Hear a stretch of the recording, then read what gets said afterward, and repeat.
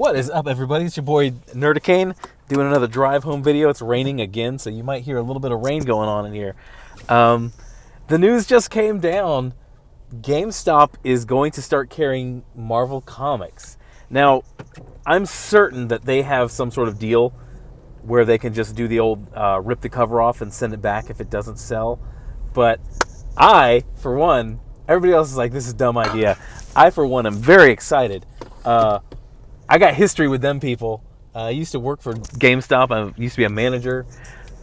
And I was a manager when they were going from a bunch of regional small game retailers to the big juggernaut devil corporation that we know GameStop is nowadays. So GameStop is going to be my new place to go and read comics. Now, note I did not say go and buy comics. Going to buy comics, I will still go to my LCSs, my 3 different local, actually 4. Oh my God, I have 4 comic shops.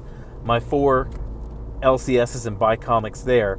But the comics I don't want to buy, things by Mariko Tamaki and my girl Rainbow Rowell, I will gladly go into a GameStop, pick it up, read it, and put it back on the shelf. GameStop is the devil as far as corporations and retail corporations. They use and abuse their people so badly. I may do another series of videos based on my time at GameStop because it was very fun, but it was also, you get used and abused. Here's the thing that I can't believe nobody gets on them about this. GameStop has 3 different prices for different people on used games. How is that not causing outrage amongst customers? You got your normal schlub off the street just walks in. They got that one price. Then you have your power-ups reward. That's another price. And then you have, the pro rewards thing. They have 3 different prices. That's absolutely ridiculous. And I remember my days at GameStop. They used to push the magazine, push the subscription, push the, I forget what they called it back then. It wasn't power-up rewards. It was something else. But the magazine, Game Informer, actually, here's the crazy thing. I remember, I'm so old school, I remember when that was actually a decent magazine for reviews and games coming up and news, because they weren't beholden to advertisers being the game companies. They weren't beholden to them because they made their money from the retailer.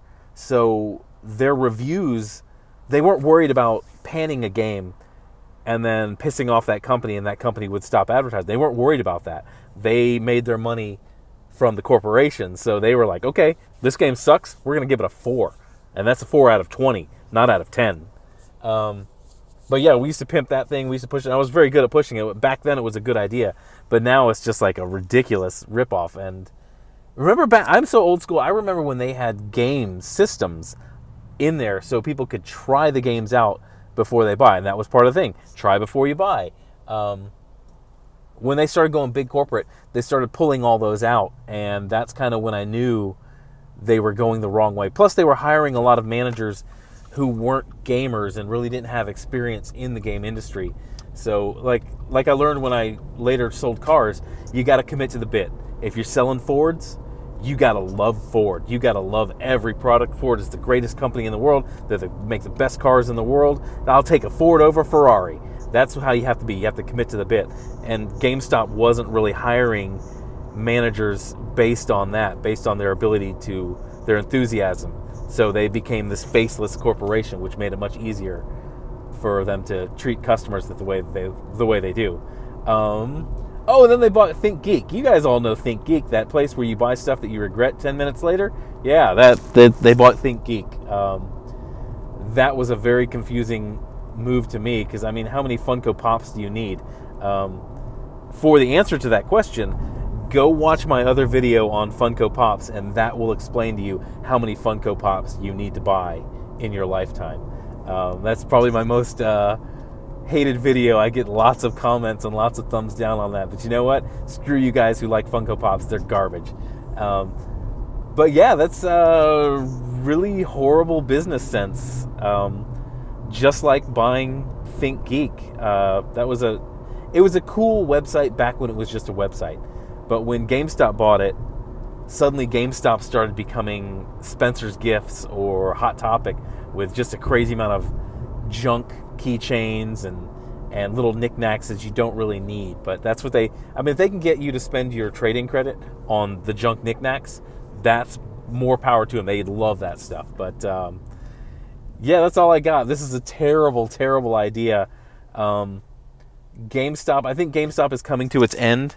They're probably going to be in a downward spiral. So for you young entrepreneurs, I really think that used games is a really good thing to get into as a small business, because yes, there is a trend to digital right now, but it's a trend to digital because GameStop is so ruthless with their trade-in prices, and they're ruthless with their return policies. You know, you can't try the game before you buy.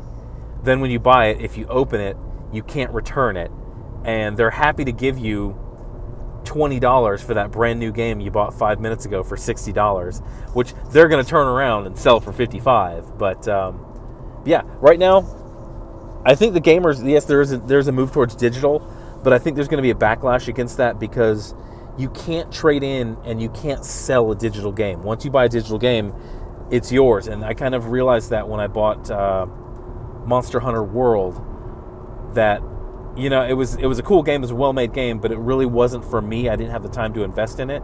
So now I'm stuck with it. It's just collecting dust on my hard drive, and there's no way to trade it or trade it in. So I'm kind of stuck with it. But yeah, this is a terrible idea from a terrible company. I think they're going to fall apart in the next few years, but I'm going to laugh at them. I'm going to point and laugh because they really do treat employees and managers like garbage. Yeah, they're basically an a-hole company. I mean, enjoy buying games with used games with 3 different prices.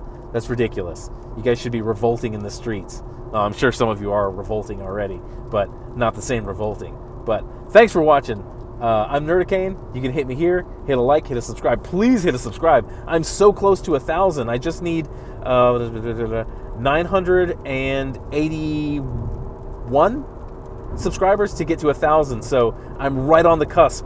So thanks for watching. Have a good day, and don't buy stuff from GameStop. They're terrible.